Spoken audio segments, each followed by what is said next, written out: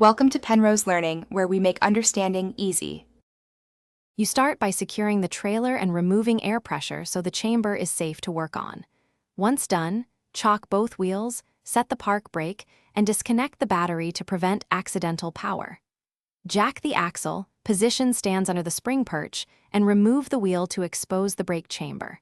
Make sure to note pushrod length and slack adjuster position before loosening. This prevents misadjustment later and speeds reassembly. You now disconnect the pushrod from the slack adjuster using a punch or pin after aligning the clearing notch.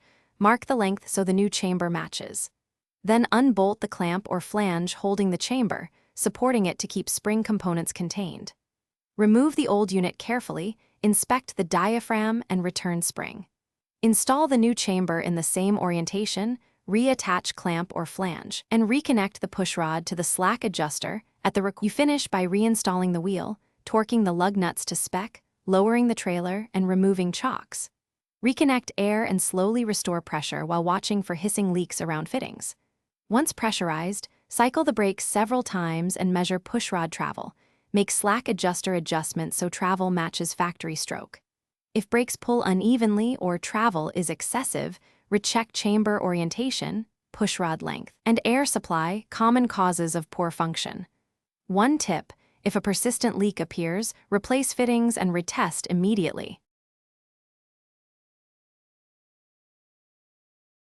Thanks for watching. If this was helpful, leave a like and consider subscribing. See you next time.